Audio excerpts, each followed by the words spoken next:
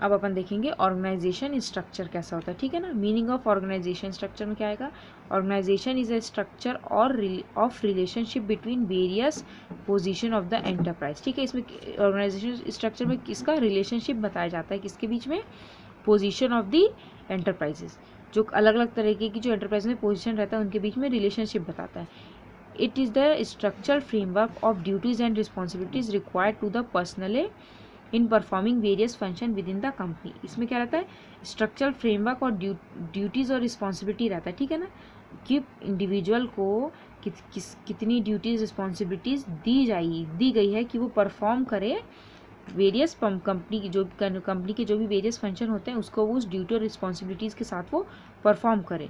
तो ये फ्रेमवर्क बताया जाता है उस इंडिविजुअल मतलब पर्सनली को, ठीक है। The structure facilitate the flow of work and communication in the enterprise. अब इस स्ट्रक्चर से क्या पता चलता है, ये बताता है कि वर्क और कम्युनिकेशन कैसे करना है, कैसे कम्युनिकेशन का फ्लो हो एंटरप्राइज में। It is design in such a way that authority and responsibility flow smoothly in the organization. अब इसको ऐसे डिज़ाइन किया है जिससे कि अथॉरिटी और रिस्पॉन्सिबिलिटी स्मूथली फ्लो हो, ठीक है ना, ऑर्गेनाइजेशन में। अब एलिमेंट क्या होते हैं स्ट्रक्चर के, ऑर्गेनाइजेशन स्ट्रक्चर के एलिमेंट में फर्स्ट आएगा जॉब डिज़ाइन। जॉब डिज़ाइन में क्या है, manager must specify what activities are related task are contained in each job. इसमें मैनेजर को क्या स्पेसिफाई करना पड़ता है कि व्हाट एक्टिविटीज़ आर रिलेटेड, कौन सी एक्टिविटी है, एंड रिलेटेड टास्क मतलब वो एक्टिविटीज से कौन सा टास्क रिलेट करता है।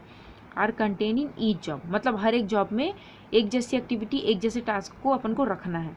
On the basis of division of work each individual must do the assigned job to contribute to the organization overall task and objective.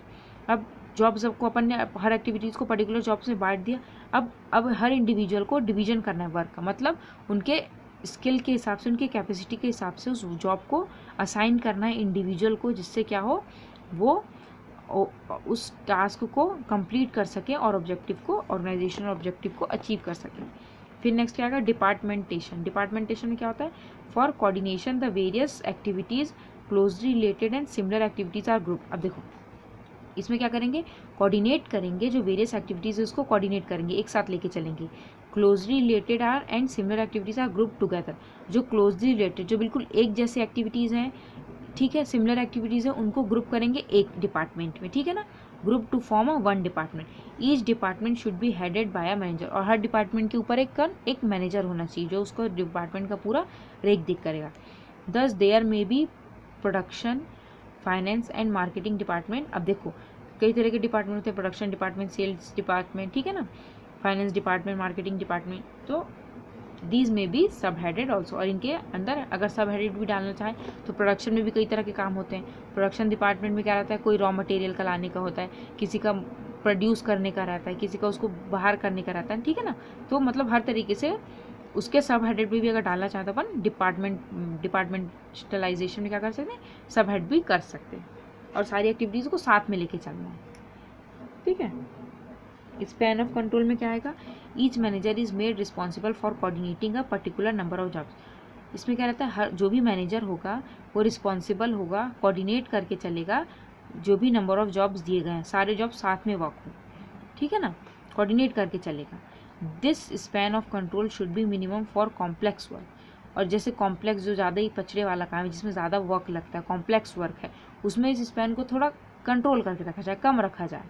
And long for simple and routine work. और जो simple और routine work है उसके लिए span कैसा रहना चाहिए, लंबा रहना चाहिए। और स्मॉल किसके लिए करेंगे, जो कॉम्प्लेक्स वर्क है उसके लिए कम, और जो सिंपल और रूटीन वर्क है उसके लिए ज़्यादा रखना चाहिए कंट्रोल का, ठीक है ना, कोऑर्डिनेट जल्दी हो ऐसा। डेलीगेशन ऑफ अथॉरिटी में क्या आएगा, after jobs have been assign to various people. अब जॉब्स को अपन ने वेरियस पीपल को उनकी कैपेसिटी के हिसाब से असाइन कर दिया, दे दिया ऑर्गेनाइजेशन में। Some degree of authority is required to set the job done. अब उनको सम डिग्री मतलब कुछ डिग्री तक उनको अथॉरिटी भी देना ज़रूरी है, ठीक है ना, थोड़ी छूट, थोड़ी फ्रीडम भी देना ज़रूरी है उस काम को करने के लिए, ऐसी अथॉरिटी देना है। This establish a relationship of boss and the subordinate, जिससे क्या होगा, रिलेशनशिप स्टैब्लिश होगा बॉस और सबऑर्डिनेट के बीच में। ये हो गया। अब अपना क्या है, डिज़ाइन और फॉर्म ऑफ ऑर्गेनाइजेशनल स्ट्रक्चर। अब ऑर्गेनाइजेशन स्ट्रक्चर का कैसा फॉर्म होता है, इसमें क्या है, the objective determined by management or administrative are achieved through the means of organization. Therefore, every type of enterprise need a proper organization. Through the means of organization, various activity, duties, responsibility, authorities are determined and assigned among them different individual and department. यही बात कर रहे हैं, ठीक है ना. इसमें organization are of various types. Organization के वेरियस टाइप्स होते हैं. An enterprise on the basic of nature, size and scope etcetera can determine the type of organization which suit it most. देखो डिफरेंट फॉर्म्स ऑफ ऑर्गेनाइजेशन में कितने तरह के forms of organisation आता है. इसमें फर्स्ट आता है मेन फॉर्म में देखा जाए तो फंक्शनल ऑर्गेनाइजेशन और डिविजनल ऑर्गेनाइजेशन होता है, ठीक है, मेन फॉर्म में देखेंगे तो. और फिर अदर फॉर्म्स में देखा जाएगा तो line organization and line and staff organization, ठीक है. अब फर्स्ट अपन देखेंगे फंक्शनल ऑर्गेनाइजेशन और स्ट्रक्चर, ठीक है ना. इसमें क्या रहता है, under functional structure each major और basic function is organised as a separate department. जो ईच और मेजर बड़ा और जो बेसिक फंक्शन होता है उसको सेपरेट डिपार्टमेंट में रखा जाएगा, ठीक है. उसके बाद क्या है, बेसिक और organic function are the function of performance. यहाँ से करो the father of this form of organisation is FW Taylor. अब देखो इस ऑर्गेनाइजेशन का फादर कौन है, FW Taylor. This form of organisation is completely based on the principle of specialisation. अपन ये प्रिंसिपल्स पढ़े थे तो इसी प्रिंसिपल ऑफ स्पेशलाइजेशन में ये फॉर्म बेस्ड होता है. And under it the ability of the expert is fully utilize. इसमें क्या होगा, जो भी एक्सपर्ट है उसकी एबिलिटी पूरी तरीके से यूज़ किया जाएगा, ठीक है ना. क्योंकि अपन क्या कर रहे हैं, इसमें जो बेसिक फंक्शन है उसको अपन ऑर्गेनाइज कर रहे हैं, सेपरेट डिपार्टमेंट रख रहे हैं, इसलिए स्पेशलाइजेशन कहा रहा है. क्योंकि अब स्पेशलाइजेशन मीन्स पर्टिकुलर एक्सपर्ट की ज़रूरत पड़ेगी उस पर्टिकुलर फील्ड में. अगर आपको एक्सपर्ट होना है, उसकी जानकारी चाहिए तो, और वो जानकारी एक्सपर्ट ही दे सकता है, इसलिए उसकी एबिलिटी पूरी तरह से इसमें यूज़ की जा सकती है. Thus, instead of employment of several general purpose foremen, he recommend the employment of specialists to perform various functions. अब देखो instead of employment of several general purpose, अब उसने क्या कहा, एम्प्लॉयमेंट करें several general purpose के लिए. उससे अच्छा है कि हम एक फोरमैन रखें. फोरमैन मतलब एक हेड रखें, एक्सपर्ट रखें, ठीक है ना. He recommend the employment of specialist to perform various function. एक स्पेशलिस्ट रखो जो वेरियस फंक्शन को परफॉर्म कर सके, ठीक है ना. He suggest the division of responsibilities among different people who are specially qualified for their special duties. Thus instead of the employment service, ठीक है ना. यहाँ तक हो गया ये. इसके बाद यहाँ से करना है ये 10 से, ठीक है ना, यहाँ तक. अब फंक्शनल ऑर्गेनाइजेशन में देखो कितने तरीके रहते हैं. फर्स्ट होता है शेयर होल्डर, फिर आता है बोर्ड ऑफ डायरेक्टर्स, फिर होता है चीफ एग्जीक्यूटिव ऑफिसर. मतलब धीरे धीरे कैसे अपने डिपार्टमेंट में बांटा है, share holder, board of directors, chief executive officer. अब इसके अंदर 3-4 आते हैं. क्या होता है, production department, marketing department, finance department, personnel department.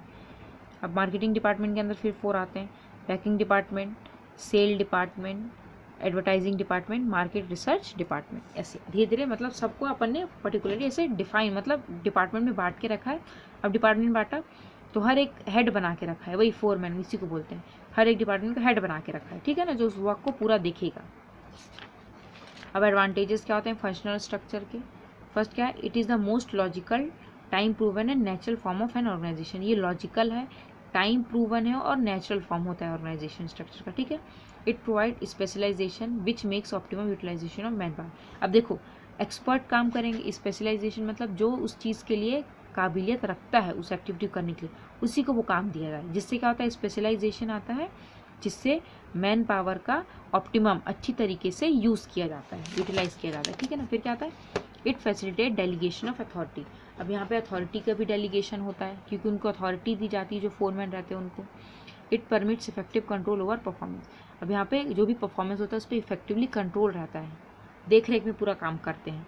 It ensure the performance of all activities necessary for achieving organization objective. अब इसमें क्या करते हैं,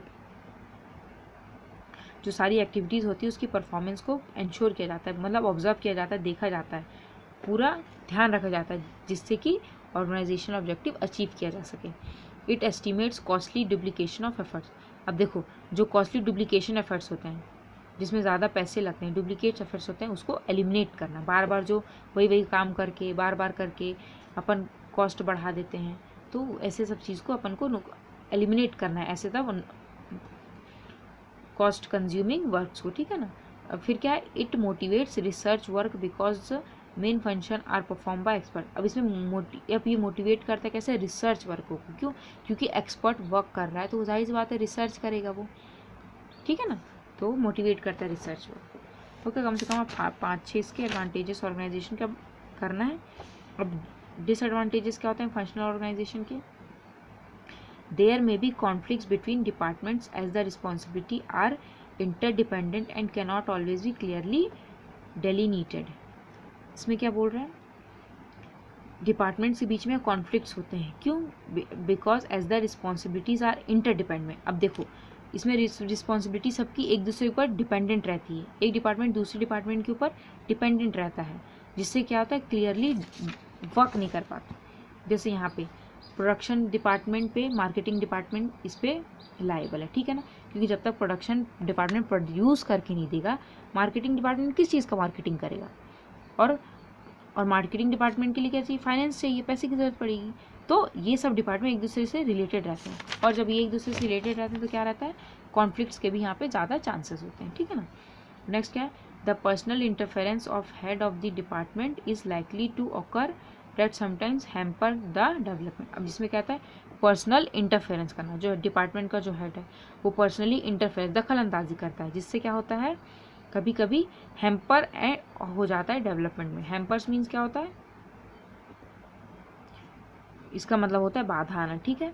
अब वो दखल अंदाजी पर्सनली दखल अंदाजी कर रहा है कोई डिपार्टमेंटल का हेड, ठीक है, जिससे क्या आता है डेवलपमेंट में रुकावट आती है, बाधा पड़ जाती है। थर्ड क्या आएगा, there is too much emphasis on specialization. अब इसमें क्या बोल रहा है, स्पेशलाइजेशन पे ज़्यादा इन लोग फोकस करते हैं, जिससे क्या होता है when each employ specialized only in a smart part of the job he can not develop a balance attitude towards the job as a whole. अब देखो अब ये ज़्यादा किस पे इनका फोकस रहता है, पर्टिकुलर वर्क स्पेशलाइजेशन, मतलब पर्टिकुलर जो स्किल होती है उन पे ज़्यादा ही फोकस करते हैं, जिससे क्या होता है एम्प्लॉयज़ इज अब स्मॉल पार्ट पे ही वो ज़्यादा उसका स्पेशलाइज रहता है। अब जैसे वो स्पेशल है किसी चीज़ के लिए, अब उसका उसमें ज़्यादा काम नहीं, छोटा सा ही काम है, और वो सिर्फ उसी चीज़ का स्पेशलाइजेशन है, उसको पूरा वर्क अच्छे से आता ही नहीं है ना। तो इससे क्या होगा, अच्छे तरीके से अपन उस एम्प्लॉय के यूटिलाइज नहीं कर पाएंगे। क्यों? क्योंकि वो कुछ फील्ड में वो स्मॉल पार्ट है, कुछ फील्ड में वो स्पेशलाइज्ड है, उसको अच्छा नॉलेज है, और पूरे वर्क का उसको पूरी तरह से नॉलेज नहीं है, ठीक है। ये इसका डिसएडवांटेजेस होगा। फिर क्या है, in it is very difficult to determine the responsibility as each and every hand things only of his department. अब देखो रिस्पॉन्सिबिलिटी यहाँ डिटरमाइन करना क्यों डिफिकल्ट है, क्योंकि सबको डिपार्टमेंट दे दिया, डिपार्टमेंट अपने अपने बढ़ गए, तो हर डिपार्टमेंट क्या है सिर्फ अपने बारे में ही सोचेगा, अदर डिपार्टमेंट के बारे में नहीं सोचेगा, सिर्फ अपने बारे में सोचेगा, जिससे क्या होगा रिस्पॉन्सिबिलिटीज़ डिटरमाइन नहीं कर पाएंगे। अब देखो सब डिपार्टमेंट मिलकर काम करेंगे तभी ऑर्गेनाइजेशन का ऑब्जेक्टिव अचीव हो पाएगा, पर इसमें डिपार्टमेंट सिर्फ अपने ही हेड के बारे में अपना ही सोच के वर्क करते हैं। The functional basis is more useful to large organization. जो फंक्शनल बेसिस होता है वो कैसे ऑर्गेनाइजेशन पे ज़्यादा यूज़फुल होता है, जो बड़ी ऑर्गेनाइजेशन रहता है ना वहाँ पे ये ज़्यादा यूज़फुल रहता है, क्योंकि बड़े ऑर्गेनाइजेशन में वर्क भी बहुत ज़्यादा होता है, इसलिए छोटे छोटे पार्ट्स में डिपार्टमेंट में बांटना ठीक रहता है। पर जब छोटा ऑर्गेनाइजेशन है, कम लोग हैं, कम काम है, तो डिपार्टमेंट में बांट के क्या करना, ठीक है ना। तो ये किसके लिए ज़्यादा यूज़फुल बेनिफिट होता है, लार्ज ऑर्गेनाइजेशन के लिए, ठीक है ना।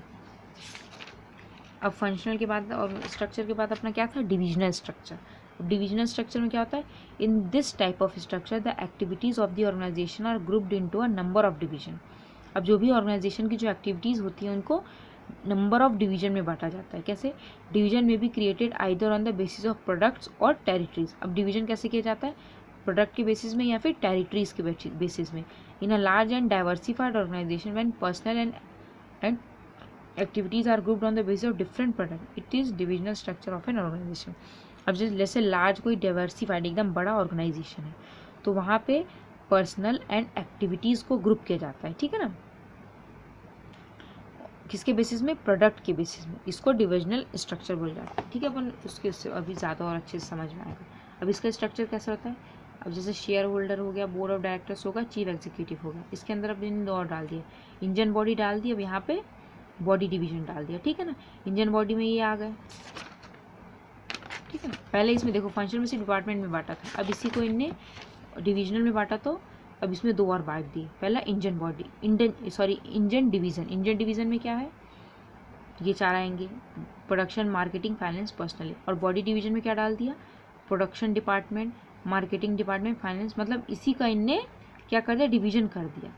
इंजन जो इंजन वर्क करेंगे और बॉडी मतलब जो उसका अदर वर्क करेगी, ऐसा इसी डिपार्टमेंट को इनने 2 भाग में और बांट दिया। कैसे, इधर देखो, divisional organizational structure can be classified as per following basis. अब कैसे इसको क्लासिफाई किया है, देखो, प्रोडक्शन बेस्ड में under this type of structure the high levels manager delegate authority to divisional managers relating to production, sales, service of a specified product. इसमें क्या बोल रहा है, ऐसे स्ट्रक्चर में जो हाई लेवल मैनेजर्स रहते हैं, ठीक है ना, जो टॉप लेवल मैनेजर्स होते हैं, वो अथॉरिटी बांटते हैं, डेलीगेट करते हैं किसको, जो डिविजनल मैनेजर्स रहते हैं हर डिपार्टमेंट्स के, ठीक है ना, हर उसके जो डिविजनल मैनेजर्स रहते हैं उनको अथॉरिटी डेलीगेट करते हैं। प्रोडक्शन है, सेल्स है, ये उसके एग्जाम्पल दिए, ठीक है ना। अब टेरिटरी बेस्ड में क्या होता है, this structure is best suited to the organization which are separate in a wide area, spread in a wide area. अब देखो टेरिटरी बेस्ड ये वाला डिवीजन ऑफ जो स्ट्रक्चर रहता है, डिविजनल स्ट्रक्चर रहता है, वो किसके लिए ज़्यादा बेनिफिट रहता है, ऐसे ऑर्गेनाइजेशन के लिए जो वाइडली स्प्रेड रहते हैं, जो ज़्यादा एरिया में जो फैले होते हैं, जैसे कि रेलवे का है, इंश्योरेंस का है, हाउसिंग बोर्ड का है, कॉरपोरेशन का है, पोस्ट एंड टेलीग्राम एक्सेट्रा, मतलब जिसका वाइड एरिया रहता है उसके लिए टेरिटरी बेस्ड ज़्यादा रहता है, मतलब जगह देख के, सीमा देख के ऐसे। अब फिर है कस्टमर बेस्ड में क्या रहता है, this structure is design to meet requirements of different customer which a single organization has to handle. अब इसमें क्या रहता है, कस्टमर बेस्ड में क्या रहता है, जो भी कस्टमर की डिमांड रहता है, जो भी रिक्वायरमेंट्स रहती है उसको फुलफिल करने के लिए ये ऐसा किया जाता है और ये एक ही ऑर्गेनाइजेशन इसको हैंडल कर सकता है। For example life insurance corporation serves customer by providing insurance policy. अब लाइफ इंश्योरेंस कॉर्पोरेशन क्या रहता है, पर कंज्यूमर्स को क्या प्रोवाइड करता है, LIC प्रोवाइड करता है उनकी, ठीक है ना, इंश्योरेंस पॉलिसी प्रोवाइड करता है। At the same time it provides loan, और वो क्या करता है उसी टाइम वो लोन भी प्रोवाइड करता है। So different types of service are provided at to different customer, मतलब कस्टमर के नीड के हिसाब से उनको सर्विस प्रोवाइड करना। एक ही ऑर्गेनाइजेशन है जो कस्टमर के नीड के हिसाब से उनको सर्विस प्रोवाइड करता है, ये होता है कस्टमर बेस्ड में, ठीक है ना। अब एडवांटेजेस क्या होता है डिविजनल स्ट्रक्चर में, this structure can reduce the problem of coordination between department. अब ये स्ट्रक्चर क्या रहता है, जो कोऑर्डिनेशन का जो दिक्कत होता है डिपार्टमेंट्स के बीच में उसको रिड्यूस करता है। Decision making and it's communication is quick. अब इसमें क्या रहता है, डिसीजन मेकिंग कम्युनिकेशन क्विक होता है। Accountability for performance can be fixed objectively and effectively. Accountability मतलब जिम्मेदारी, और परफॉर्मेंस, ठीक है ना, जो परफॉर्मेंस है उसके लिए जिम्मेदारी फिक्स्ड करना बहुत ऑब्जेक्टिव और इफेक्टिवली हो जाता है। It is more flexible and adapted to change, और ये फ्लेक्सिबल रहता है और ईजिली अपन इसमें चेंजेस कर सकते हैं। It also facilitate the expansion of business at to various region, और ये किससे होता है, ये बिजनेस को वेरियस रीजन्स में एक्सपेंशन मतलब डेवलप करने में भी हेल्प करता है, बिजनेस को फैलाता है, हर रीजन में पहुँचाता है, ठीक है ना। अब डिसएडवांटेजेस में क्या आएगा, there is the duplication of physical facilities and function, thus it is more expensive. अब इसमें क्या रहता है, डुप्लीकेशन रहता है फिजिकल फैसिलिटीज़ और फंक्शन का डुप्लीकेट करना, और ये बहुत एक्सपेंसिव प्रोसेस भी होता है, पैसे ज़्यादा खर्च होते हैं इसमें डिविजनल स्ट्रक्चर में। फिर क्या है, the firm may find it difficult to adapt itself to the change in demand and technology. अब फर्म के लिए डिफ़िकल्ट होता है कि चेंज इन डिमांड और टेक्नोलॉजी में कैसे वो अपने आप को ढाले, ये दिक्कत आती है उसमें। There may be friction between regional manners. अब फ्रिक्शन रहता है, जो रीजनल मैनेजर्स रहते हैं उनके बीच में क्या रहता है, फ्रिक्शन आता है, ठीक है। फ्रिक्शन क्या होता है, फ्रिक्शन का मतलब होता है टकराव होना, ठीक है ना। तो जो रीजनल मैनेजर्स होते हैं उनके बीच में टकराव होती है, क्योंकि जब एक साथ वर्क करते हैं वो रीजन, अलग अलग रीजन के मैनेजर्स होते हैं तो उनके बीच में बनती नहीं है। Coordination and control of different branches from the head office becomes less effective. अब देखो कोऑर्डिनेशन और कंट्रोल करते हैं डिफरेंट ब्रांचेस, कौन, हेड ऑफिस से कंट्रोल किया जाता है। हर डिपार्टमेंट को एक हेड ऑफिस रहता है, वो हर डिपार्टमेंट को कंट्रोल करता है, जिससे क्या रहता है, इस वजह से वो इफेक्टिवली उसमें कंट्रोल नहीं कर पाते, ठीक है। फिर यहाँ पे थर्ड अपना क्या है, डिविजनल के बाद अपना ये लाइन ऑर्गेनाइजेशन है, फिर स्टाफ ऑर्गेनाइजेशन है।